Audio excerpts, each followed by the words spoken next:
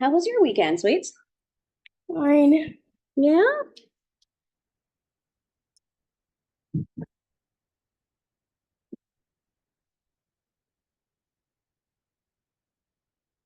Just fine. Oh, you seem bummed this morning. You're usually coming in all bright and bouncy. Is it the time change? Time change is awful, man. I mean, awful. It's murder. I'm not a fan.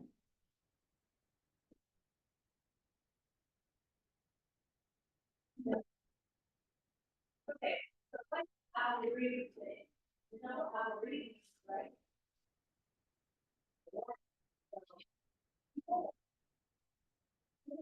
So that's it.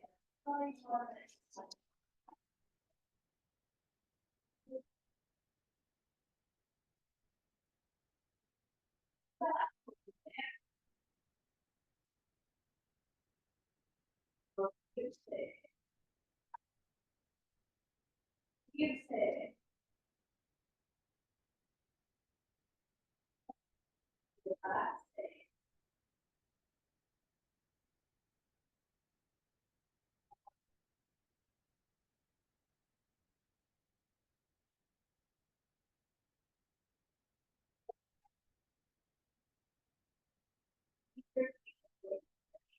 For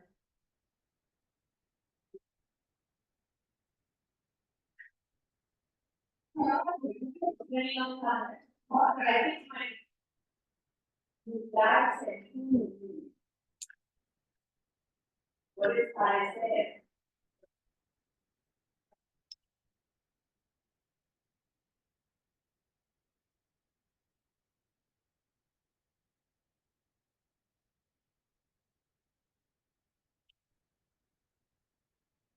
But it's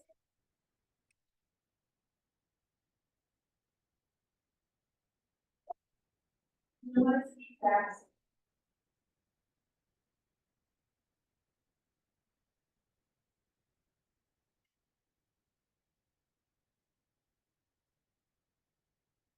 the decide whether the verb needs to be reflected or not based on the context of the sentence. So reflexive means anything that is being done to the subject, right? But not to the subject. Where the action is all.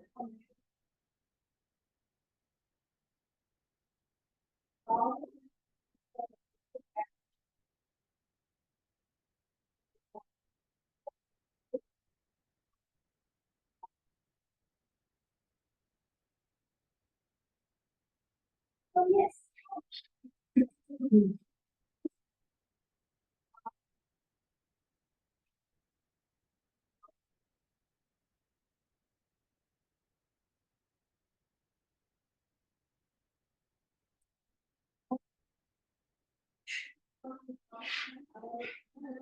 Everybody will be able to see now. Look, oh, yes, you do. Thank you.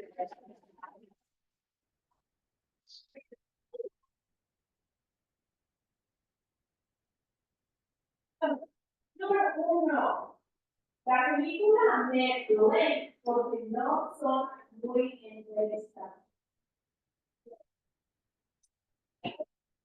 If I don't think it's interesting, what is it? So me aburre, right? Because the verb like gustar, it's a mix. We're talking about la película. Alright. Número dos, los estudiantes están bien cansados. Mientras que el profesor explica la lección. Ahora él está muy enojado. So the students are very tired, right? They blame while the professor is with the lesson. Now he's very, what is it? Yes. So the reflexive. B. So if we are talking about those estudiantes, how do we find the But we're sorry about that. Say, yeah.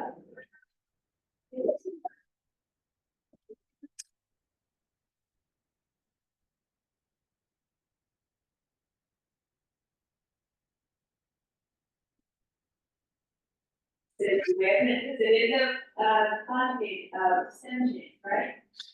So sit awareness. Because the action is on itself, right? The professor. Professor not doing more.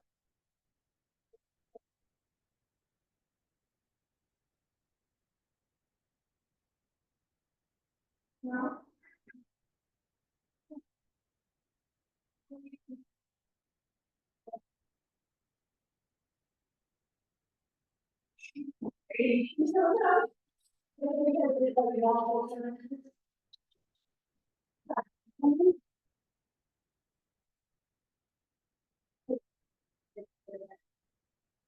So we're still talking about low risk, yeah.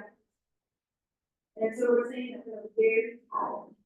So we're saying basically, while the action being done on the.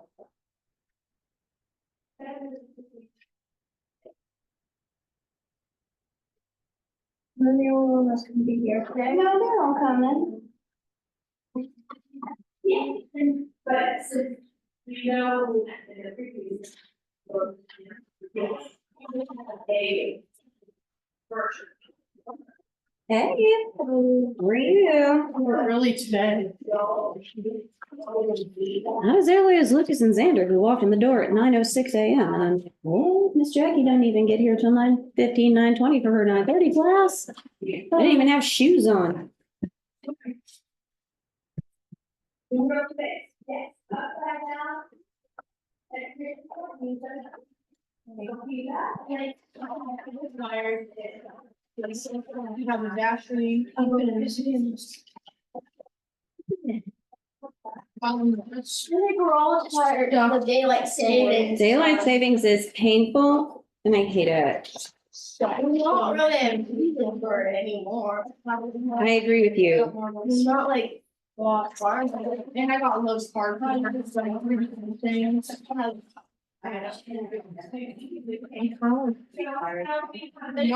because. I suggest putting it in the summer series. I'm all for it going away. It's crappy. Yeah, that's what I'm saying. It's like, it's the same day, you're just switching around the hours, like.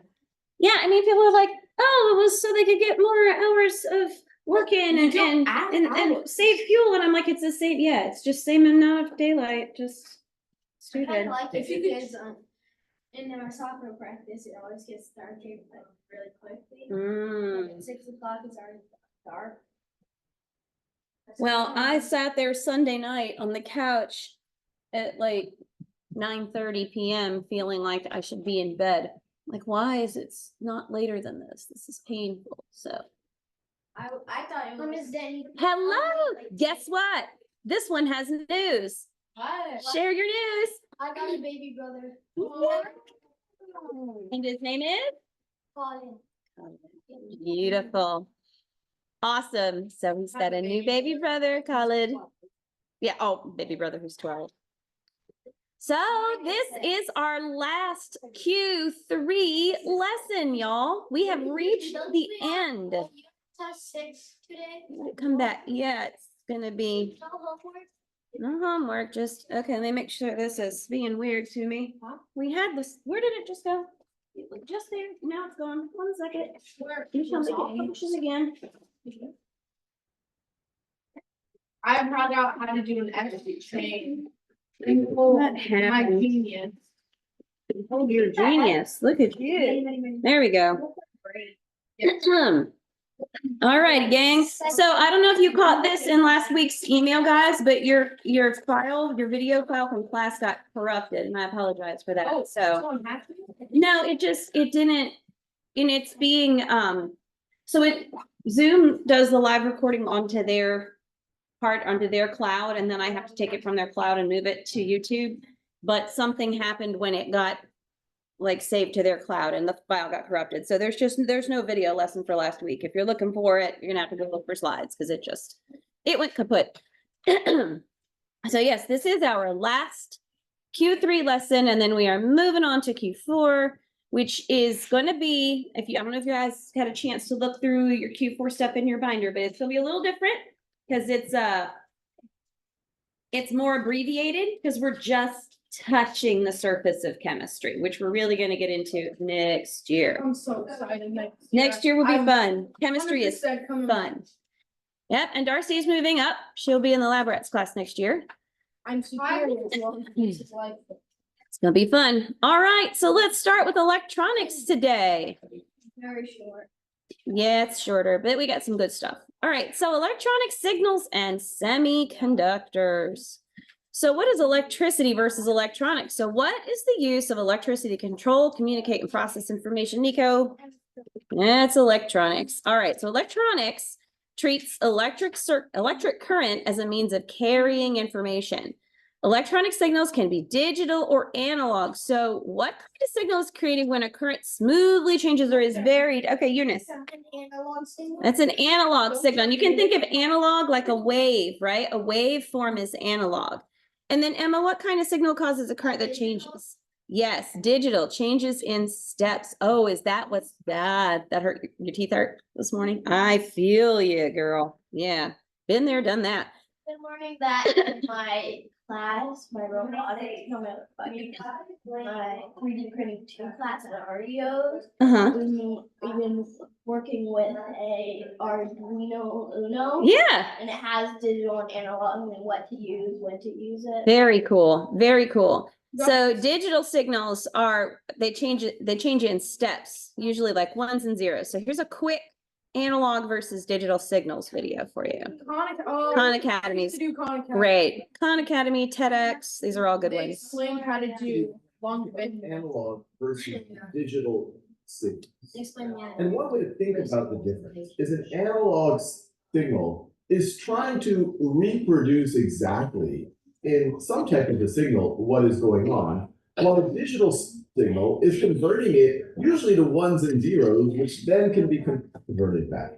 So the first thing to realize is that almost any type of information, it might be how intense a certain color is, or how bright it is, or it might be a frequency of sound, all of that can be represented as. Pause it 1 second and see if it buffers any. It's getting a little weird there. Yeah. Okay. So whether you're trying to transmit an analog signal or a digital signal, it really is about how do you communicate numbers using some type of signal. And as an example, let's say that you are trying to communicate the number 24 to someone. Well, one way to do it is as an analog signal. You could have, as time goes on, maybe this is some type of voltage across a wire. And if you put that voltage right at what the other person receiving it could interpret it as 24, well then you would transmit it and they might, if they get this nice clean signal, see it as a 24. Now the problem with analog signals is what happens when you have interference. So let's say this is a really long wire that you're transmitting it over, and you're transmitting it using radio waves. Then there's a lot of bad weather or other types of interference. And so on the receiving end, even though you transmit something that looks like this, that is a clear 24, the other person might get something like this. And so this isn't obvious that is a 24 anymore. It goes between 20 and 30, and this could be interpreted as static or garbled up message, or it just doesn't sound as clean, depending on what the 24 is trying to represent, or the image isn't as clear. If this is representing, say, the lightness or the brightness of a pixel. Now, the other option is to convert that 24 into binary. So 24 can be represented in binary as 1, 1, 0, 0, 0. Now, we have other videos on Khan Academy that explain how to convert back and forth between our decimal system that has 10 digits, 0 through 9, and the binary system, which has 2 digits, 0 and 1. But in case you're curious, and you don't have to understand this to know the difference between analog and digital signals and when they might be useful, this first place is the ones place, just as you're used to. But instead of this being the tens place, this is the twos place. Instead of this being the hundredth place, this is the fourth place. Instead of this being the thousands place, this is the eighths place. And instead of that being the 10,000th place, that's the 16th place. So one way to think about it, 11000 means 116 and 18. If you add those together, you would get 24. What would that actually look like as a signal? Well, it could look something like this, where the person interpreting it knows that over this first time period, whatever voltage you're getting, that tells you your first digit. Then over the next time period, whatever voltage you're getting tells you the second digit, and so on and so forth. So this would be 1, 1, 0, 0, 0. Now, why is this useful? Well, let's think about the situation where all of a sudden there's interference again. Now with the interference, you could still interpret this exactly as 1, 1, 0, 0, 0. Remember, the person receiving the signal or the system receiving the signal is just trying to determine whether it's getting a 1 or a 0. So even though this is being perturbed right over here, it's clear that we are at a 1. We know that it would not be a 0.89 or 1.1. It has to be either a 1 or a 0. So it's clear that over this part right over here, you're getting a 1, and then over here, you're getting 3, 0. So they would be able to interpret it as 1, 1, 0, 0, 0, which is once again exactly 24.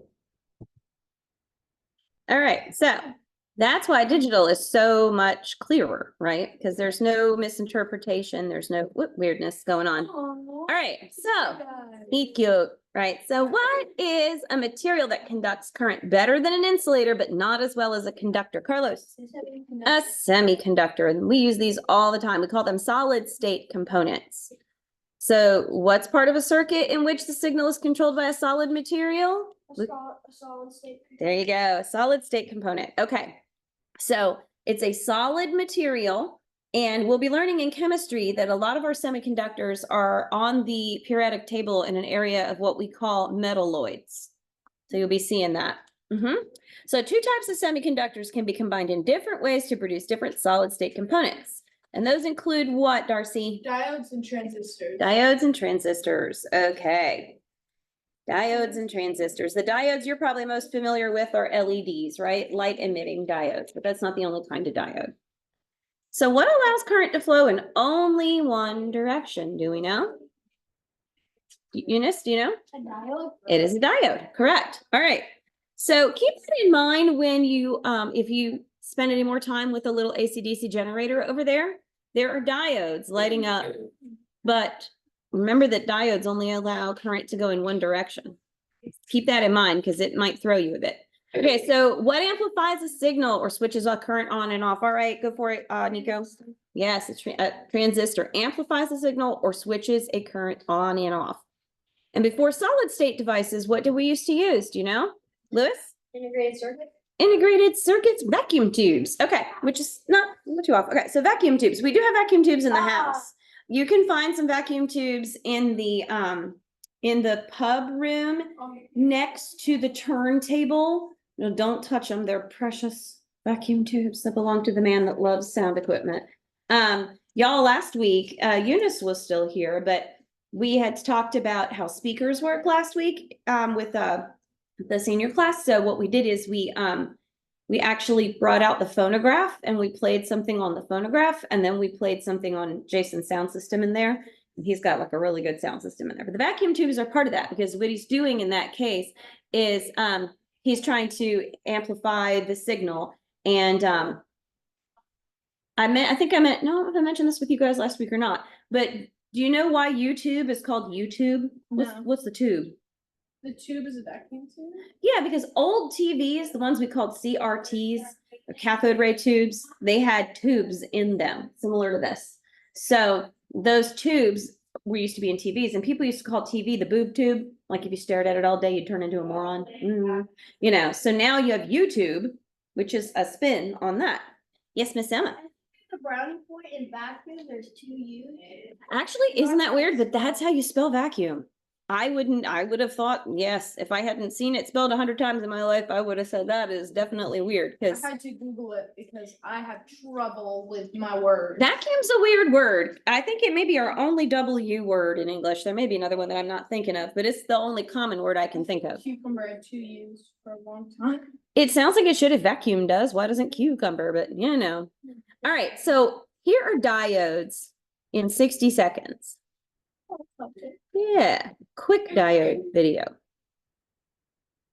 It's 1 minute. Nearly all vacuum tubes operate under just a few fundamental principles, chief among which is thermionic emission, which is the phenomenon that when something with a negative charge is heated up, it tends to emit electrons. In a vacuum tube, there is a filament inside a glass tube that has been pulled to a vacuum. If a separate negative charge is applied to that filament, the filament will start emitting electrons once it gets hot. If an additional plate is placed inside the glass tube and given a positive charge, the electrons will be attracted to it. However, since heat is required to emit electrons, if the charges are switched, no electrons will flow. This creates a one-way valve for electrons, otherwise known as a diode. Here you can see a 5642 directly heated diode being used to light an LED. When the charge is reversed, the second LED would light up if the diode wasn't doing its job. But as you can see, the Yep. second LED isn't lighting up, which means that the diode is only allowing electron flow in one direction. So, diodes, good old diodes. Near There you go. Move on. Thank you. All right. So electronic communication, electronic signals can be carried over a long distance. How do we do that? What are we looking for here, Emma? A transmitter. Okay. So yes, and that it's using electromagnetic waves when we do that. So we're taking advantage of the electromagnetic spectrum, which we talked about before, how that's everywhere, right? It's around us all the time. The electromagnetic spectrum is functioning all around us. You can't see it except for the visible light, right? But it's there. And that's how we get, if you ever get like radio over the air, not, that's how we're doing it, right?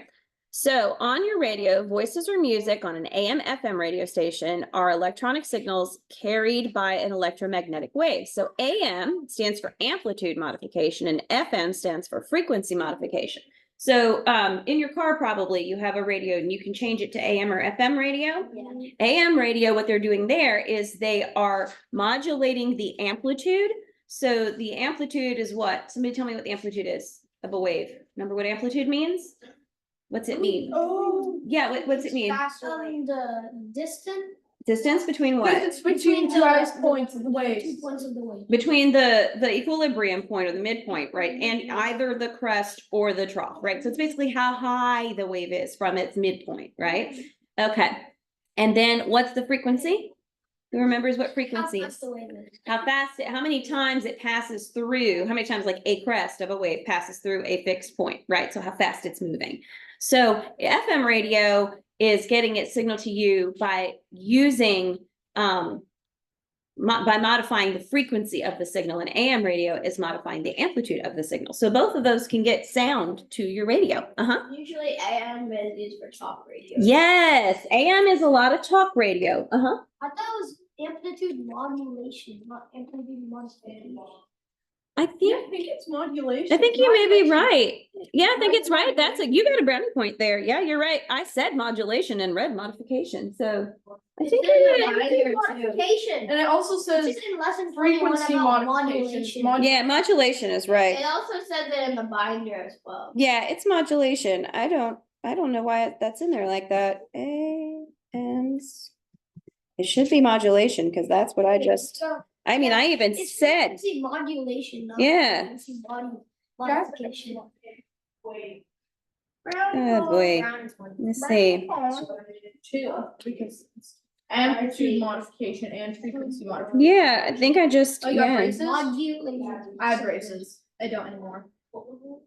Now my teeth are. Yeah, it's modulation. I don't know why it says modification there, but good catch. I even read the word, I even said the word modulation. Do you like Herbert the You're Frog with right. Wings? What is that? Herbert Frog with the wings? Wings. Hey, you guys had the winged, what was it? The swag, what was that team you had years ago? Swag Frog something. You were in Oh, it. yeah. Yeah. Swag team, it had a frog with wings. Oh, yeah. It was weird, yeah. All right, so electromagnetic waves can be used to carry what as well as sound? What else can they carry? Eunice? See? CRT.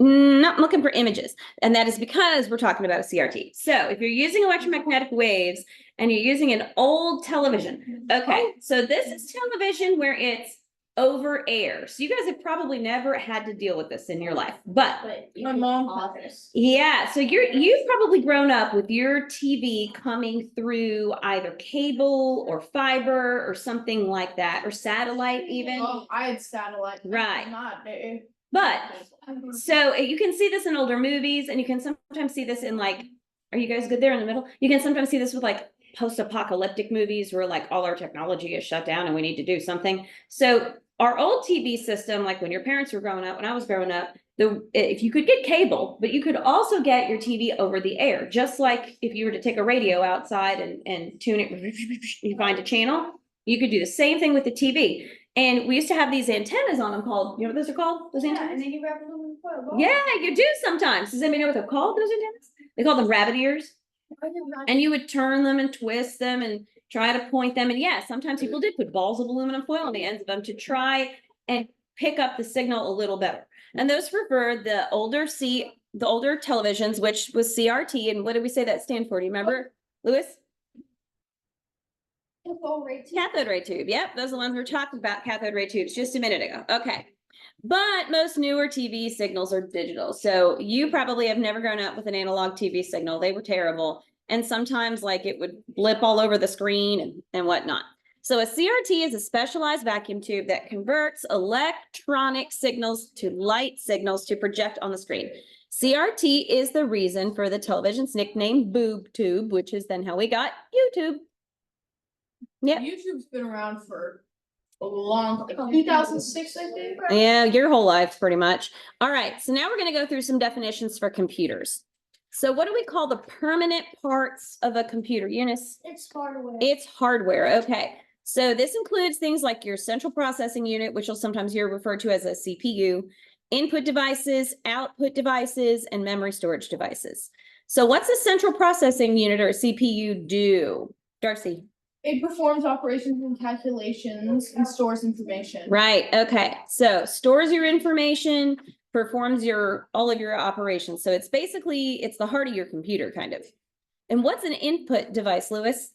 It feeds data to the CPU, such as mouse or keyboard. Yes, okay. So sometimes when you go to your computer settings, you'll even see it sometimes, depending on what operating system you're using or what kind of computer you have, it might even say inputs. And your mouse or your keyboard might be included in there. What's an output device? Eunice? Presents data from CPU, such as a monitor or printer. Yeah, these present data from your CPU, such as a monitor or printer. So printer is an output, so is a monitor, so are speakers, right? That's an output device. All right, now we have different types of memory in your computer. Two main types. We have RAM and ROM. So what's RAM, Nico? Random access memory. Okay, and what's that do? It temporary memory storage during an operation. Yes, But when you okay. turn it off, that's good. Right, okay, so your RAM is the memory you need to be actively running. So if you have low RAM, this is sometimes what makes computers slow, right? If you have maybe you have a computer that's really, really slow, maybe you need more random access memory. So this is temporary memory. So think of it like this. Have you ever seen one of those experiments where they do this? So like my dad, because my dad's had some strokes and stuff. Y'all have met my dad. So they do stuff with him every so often where they are checking his cognitive functioning. So they'll say to him, you know, I'm going to give you 4 unrelated words, and then I'm going to ask you to repeat them back to me. And then about 30 minutes later, I'm going to ask you to repeat them back to me again. So they'll give him words that aren't related. Like they'll say chair, paperclip, airplane, orange. Yeah, something like that. And then he'll repeat them. And then they'll ask him 30 minutes later to come back again and repeat them. And that's checking short-term memory. I would not remember that. Now, if you ask him what he did in 5th grade, he will tell you. But a lot of times with humans, what happens with our brain, it's our short-term memory that goes first. That was the whole joke with Dory, right? The character Dory had no short-term memory. Yeah, but she remember things from like. But she could remember a long time. So if you, sometimes when you go to see like elderly people and visit them, they can tell you in vivid detail something that happened in 1954. It's like back in my day. But they will leave the faucet running and walk away from it because our short-term memory, which is kind of like our RAM, right, is the first to go. Yeah. We read this book called Grandpa's Great Escape, and his whole thing was he was set in a time where back in World War II, and he was like convinced he was a fighter pilot, but like he'd buy cornflakes and pudding and put them together and eat them. That's random, but okay. Yeah, all right. Cornflakes and pudding.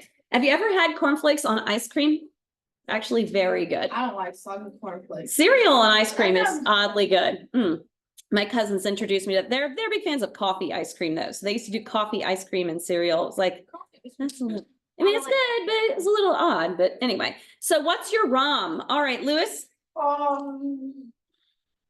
Read only memory. and what's it do? It only keeps the information that the computer needs to operate properly. Yeah, so it's keeping what needs to operate properly. So this is the stuff that you don't want to lose. Like you don't want to forget this stuff. This is kind of like, a good analogy would be like, you know how people, you know, you learn to walk and then there's some people that have like a head injury and they need to learn to walk all over again. It's like they lost their read-only. Yeah, it's like they lost their read-only memory. They can't operate properly anymore. That should have been like stored and saved forever, right? Okay, so you got external memory outside the CPU, and there's a couple ways we can store it. So tell me about a disk drive, Carlos. Or adds info, reads info or adds info to a disk. Okay, so we've got different kinds here going. The drive is where that's the part of the computer that works on the disk. Okay, so Emma, what's a hard disk? A rigid and stay inside of the computer, or rigid and stays inside the computer. Yes, okay, so you don't see this one. This one's inside your computer and it lives in there. Okay, and what's a diskette? Yes, Eunice. Also known as floppy disks, Mhm. be carried with you, but are almost obsolete. Obsolete. What does the word obsolete mean? Old, like no one uses it. Yeah, so yeah, technology that's so old we don't use it anymore. Okay, so there are two main types of floppy disks, and you've probably seen. I meant to wear my dress. I have a dress that's covered in one. I meant to wear that today, and I forgot. One of them was 5 1/4. It was about this big, and it actually was floppy. Like you could shake it, and it would and it was like plastic, and the disc inside it looked almost like old camera film. And it was big, and you would put it in the computer and it would suck into the computer, and then it would spin around inside the little envelope that it lived in. And that was the larger type of floppy disk, and those were first. But obviously, it's really floppy. Like So it can break. yeah. So then we came up with no, we came up with these smaller ones, and you've probably seen these. They're plastic. They're about this big. They have a little metal thing on them that you can actually slide. And those were floppy disks, but in a hard case. It's still a floppy disk, but it's inside a hard case. So a lot of people would call them hard disks, but that's a misnomer because you would take them with you. So when I was in college, this is how we moved information. Like we were working on a paper at home. So we, in our dorm room, and we'd type it and we'd save it to the disk, and you'd put the disk in your backpack, and then you'd go to the computer lab and you'd put it in a computer there, and then you'd print it out. That's how we did it, right? So that was how diskettes worked. Now, an optical disc, what's that, Darcy? Also known as a compact disc. Where Yeah. We can store info and are still. Right. I have like old recital things from kindergarten Mhm. on there, but that's Right. the last time I seen it. So optical discs are DVDs, CDs, all the ones that when you hold them, they're round. You can hold them like this, and you turn them like a rainbow. Woo! Yeah, and have a circle in the middle. Yeah. Does anybody still have a DVD player Yes. in their house? We Yes. have one in Still our have one? car. Does anybody actually use it? We have one in my car that we don't use. We've got one under here. And there's different types. You're blind, have aren't you? one. You can sit over there. You won't be as blind. Here. That I can't cover that window. It's just too bright. The sun, thank you, time change is now in a weird position. So yeah, these were, especially when you guys were little, you probably had a bunch of them in your bedroom. You probably had a little CD player and played music or whatever, and I'm right. Yeah, I used to have one of those kids. Right, okay, so I just have an Alexa. what is a data storage device that includes flash memory? Okay, Emma, what's this? USB flash drive. A USB flash drive, okay. And what's USB stand for? Nico? Universal serial number. Yeah, that's a fun name, Universal Serial Bus. So I have one right Random. here. Those are not upside. This one's a US. Guys in the front, keep it down, please. So this one's one that I use if I'm transporting data for class, like if I need to take it to get printed. I don't now because I have a commercial copier, but looks like this guy, right? Oh, And my you've goodness. seen a USB like plug, I'm sure, in many Yeah. places, right? I have a USB and I'm. Right, so this is actually a memory device attached to a USB plug, right? So that's what this is, and we still use these. I have a micro SD card USB converter. And there should be one inside your, you should have gotten one in your pencil pouch. Some of you guys probably got one in your pencil pouch at the beginning of the year, which you may or may not need, but Do not remember. some people had them. I think most people had them. All right, so computers. A computer program is a detailed set of instructions that directs the computer hardware to perform operations on stored information. Hold on one second. They are loud. Hey, guys, I'm gonna need you to keep the volume down, okay? Because Jason's up there working and y'all are super loud. I can hear you up here real well. All right, so Darcy, what's going here? Computer software. Yes, on computer software. Okay, so you know when you get an app on your iPhone? I don't have a phone. Ah, okay, but you know what it is to get an app, right? Yeah. That's a our software. Macs are real funny about getting apps. That's software. So back in the day, if you wanted, say you wanted a game, like there was a game when I was in college called Wolfenstein. Okay. You heard of Wolfenstein? No. You heard of it? You ever played it? No, so fun. Yeah, so it's got like, My friends had it on their own. yeah, so it was a shooter game, like a first person shooter game, but you were going through and shooting Nazis was the idea. But anyway, Wolfenstein was the thing Oh, because, when I was in college. Everybody wanted Wolfenstein. oh, because Stein. The from Yeah. Germany, The a lot yeah. more The than oldest Stein. friend in Call of Duty. Yeah, yeah, pretty much. There are so many, but this was the big one when I was in college. This one in Mortal Kombat. So if you wanted one of these games, you had to get a disc. And it had to be on the disc, and then you had to, that was software, and then you had to put that software on your computer, Mm. and then you could play the game, right? Propaganda. So computer programmers use computer language to instruct CPUs. Okay, so let's watch real quick, how does computer memory work? They're just as word that they look down. Mm-mm. It's more like a long run.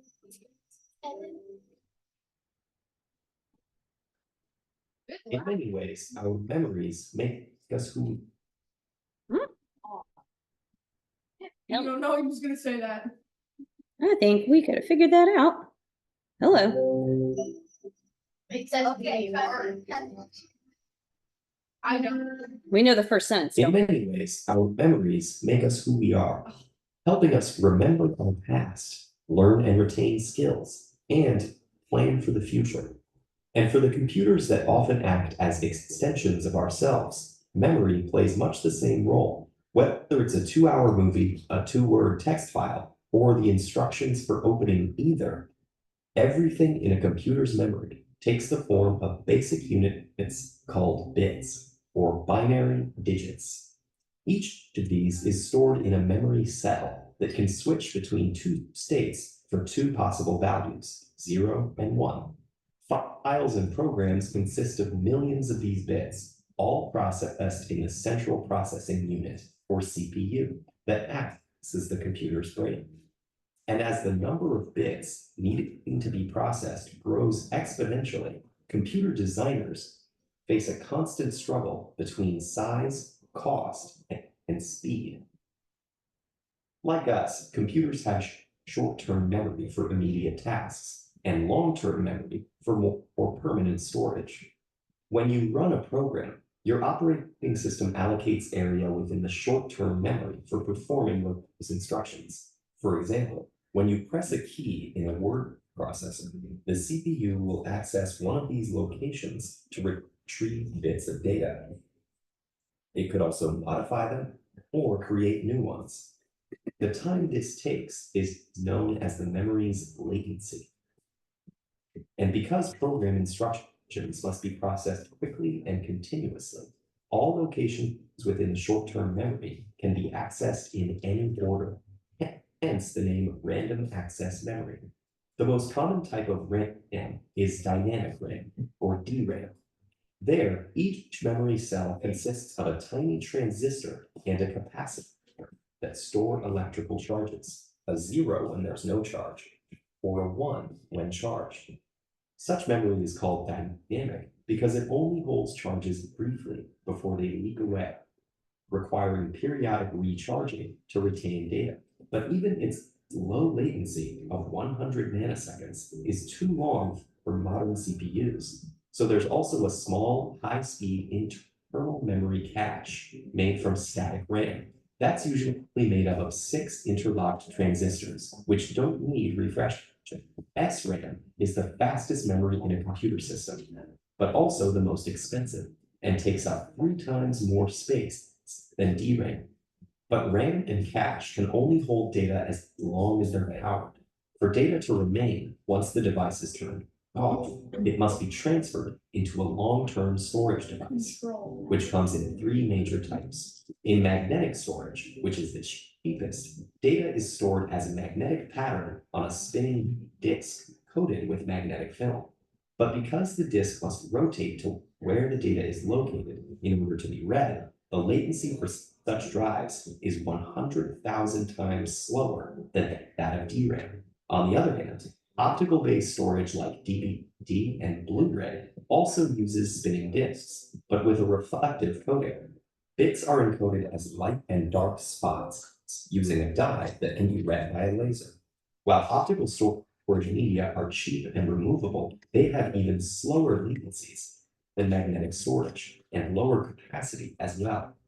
Finally, the newest and fastest types of long-term storage are solid-state drives, like flash sticks. These have no moving parts, instead using floating gate transistors that store bits by trapping or removing electrical charges within their specially designed internal structures. So how reliable are these billions of bits? We tend to think of computer memory as stable and permanent, but it actually degrades fairly quickly. The heat generated from a device and its environment will eventually demagnetize hard drives, degrade the dye in optical media, and cause charge leakage in floating gates. Solid-state drives also have an additional weakness. Repeatedly writing to floating gate transistors corrodes them, eventually rendering them useless. With data on most current storage media having less than a 10-year life expectancy, scientists are working to exploit the physical properties of materials down to the quantum level in the hopes of making memory devices faster, smaller, and more durable. For now, immortality remains out of reach for humans and computers alike. Isn't that what the cloud's for? Or does that slowly? That's still, okay, so the way the cloud works is it's still stored somewhere. It's just not stored on site locally. So if you have data in a cloud, it's stored usually on multiple hard drives in multiple locations, and that's a redundancy thing. And the reason for that is if one place goes down or crashes or gets compromised, then your data is safe somewhere else as well. Yeah. Well, yeah, they don't all have to go out for you to lose it entirely. So the information superhighway, different connected computers which work together form, Lewis? Computer network. Computer network. So computer network allows people in different locations to share information and software and surf the internet. So a network covering a small area is called a local access network, or Darcy? LAN. These are often used in like offices and organizations like that. MAN is a metropolitan area network, which networks the whole city. And then a network connecting larger distance, such as multiple offices belonging to one company, is a wide area network, or Emma? WAN. A WAN. Yep. So what is the global network called, Eunice? An internet. The internet is the global network of host computers that extends around the world. The World Wide Web is a system that allows you to surf the internet. What does WWW stand for? World Wide Web. Okay, none of you are idiots. I saw a teacher doing a thing with kids Oh, where, it's like www. yeah. World Wide So Web. yeah, World Wide Web. That's the next one. What does HTTP stand for? Oh my gosh, I've seen this. This one's weirder. It's dot HTTP. Even your parents probably don't know this one. Although if you ask your mom when you get in the car, what's WWW stand for?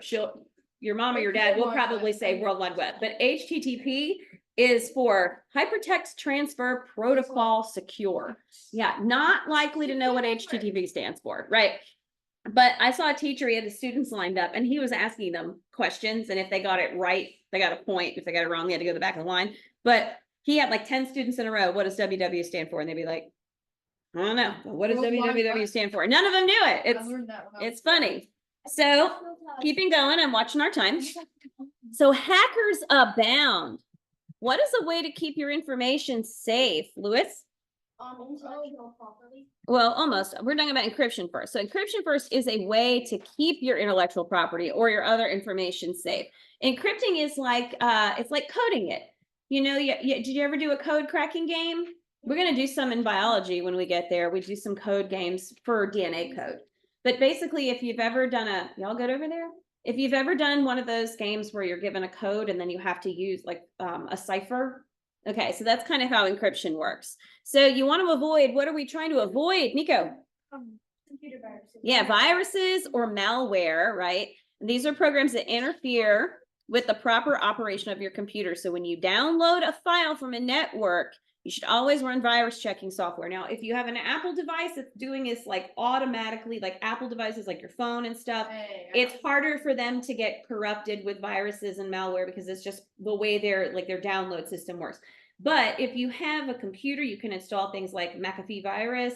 There's a couple other programs, and some of them now with Windows are just sort of like inherent to the system, but they will check for viruses. Have you ever done the thing where your computer's running slow and it's like check for viruses? Yeah. So the way an actual virus, a real virus, like a biological virus works, is it enters a host's body, it finds or doesn't if it's a bacteriophage. Yeah, but it uses, what it does is it uses your cells. It'll inject its genetic information into your cells and force your cells to produce more of the virus. So it hijacks the system, which is exactly how computer viruses can work. Yeah. So computer viruses can be super dangerous. It can corrupt your computer or it can corrupt an entire network. When you go online and you're reading articles, especially if it's clickbait, the clickbait, you're like, oh, this is interesting. My grandmother always clicks and on there are all these little things that pop up and they're like, Oh, don't click them. That's what they are. They're like, trying to get into your links, system. Don't do it. And sometimes they're trying to get into your system with a purpose, my like, mom's dad, yeah. almost fell for it. uh-huh. He was like, he has like it was like PayPal. fake PayPal. Oh, fake PayPal. Yeah. I got And sometimes you'll emails get, from fake I've gotten PayPal. emails too, and some of them look very real. So always if you see, if you see something and it's related to money, like it's PayPal, Venmo, Check. your bank. You need 4 Amazon gift cards. Yeah, anything. Oh, that's a bad one. That's a That's scam. card from CVS. Mhm. They put it to the system. I was like, I saw it, I was like, I don't have. I got a PayPal. guy like that one day who I got a text from somebody. Oh, And it was one of those, Say hello. I don't remember what it said, but it started with the whole, like, they wanted a Walmart gift card. And I actually occupied that person for about 12 hours pretending that I was doing what he was asking. Cause I figured if I'm real careful, he still can't get anything from me, but it's risky, but at least then he's not trying to steal from somebody else who might not know what he's doing.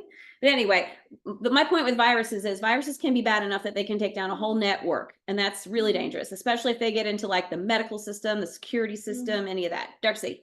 One time when my mom was on the phone with the scammer, he's like, there's 15 fake IDs in this package. And he says he was from like the US Border Patrol. Oh, yeah. And she was like, what was your credit card number? And I think she didn't say anything. She just hung up. And but what she should have done was 3, 2, 1. Welcome back on Live News Tonight. Yeah. Now, Mark Rober actually has a video where they track down some of these But yeah, you can be, like, scammers. spray on the It's scammer and stuff. amazing. Yeah. It's so good. I've watched But it's it. incredible how involved that process. Like it went between multiple countries back and forth. It was very involved. So anyway, social media and what are ways to meet people online? Yeah, Nico. Chat rooms. Now that chat rooms aren't so much a thing anymore. No. They really used to be a thing. They probably hit their peak in the 90s, 2000s. And this is like you go to certain websites like Yahoo had chat rooms. And you could go onto a Yahoo chat room and it would be a chat room for people with this interest or that interest. And it was like a way to go online and everybody's chatting at one time. Omegle before it got shut down. Was it what? Shannon told me about this app called Omegle. I don't know but it that recently one. got Huh. shut down. Yeah. It got chat. So you don't know who may be using a chat room or social media. So never give out, obviously you guys know this, never give out your real name, address, phone number. Don't respond to offensive messages. Like, Never you accept know, files. Address 1, 2, 3, 4, 5. Now, you know that there are people out there online who are particularly looking for children for nefarious, not good stuff. A lot of sexual predators. Was being super Yeah, sus, so I that's accessed a it. place. But there are a lot of sexual predators out there who in particular are trying to get teenagers or children to send pictures or whatever and give out their address. There's an organization called SOSA. It's Safe from Online Sex Abuse. And they started because the mom, her daughter got approached and her daughter got hooked in and didn't realize that it wasn't another boy her age she was talking to. It was some Probably creepy 30 full-grown, women. yeah, some creeper, some full-grown creeper. So she started this organization and she makes herself look younger and she's a decoy. And she's gotten to the point now where she's old enough where she can't decoy anymore because she can't make herself look that young. So she has people on her staff that decoy and they pretend to be 12 or whatever. And I just saw a video from them last night that they just released on social media where the stuff this full-grown man said to what he thought was a girl who said she was 15. I'm 15, just so you know. And he's like, that's fine. The stuff he said to It's like her I'm a minor, was stop. horrific. And of course, she's like, well, come to my house. And he came prepared to do whatever. And of course, the cops were there and busted him. And I was like, yes, Oh, have because you seen those that How to Catch a people, Predator? yeah, it's I like wanna that. do that one Mhm. day. Yep. Fuck them. So books have copyrights, inventions have patents, and products have images and trademarks. So what is an idea that belongs to its creator, Emma? That's intellectual property, right? I have a friend who's a lawyer, and this is what she does or did for years. She did intellectual property patenting, which is It's a newer difficult, thing. My dad said. Yeah, it is. It's hard to prove that It's actually yours. very hard. So but it's a growing field, rapidly growing field because ideas are more common now than like products. People put out ideas on the internet, they put out profiles and it's more common than a product. Okay, Eunice, what's the next one? Software that the owner had chosen to share. Freeware and shareware. Freeware and yes, and then shareware is the last one. So those are all available. Okay, intellectual property law is rapidly growing. It falls right in here. You have patents for products, trademarks for certain types of other product type things, copyrights for books, and then intellectual property sitting right in the middle. And these are all things that are intellectual property. So I'm going to skip this one. You can watch it later just because I'm watching time, but I want you to see, there you go. This is your Unit 6 test review topics. This was available to you in last week's email. I Okay, attached it. good.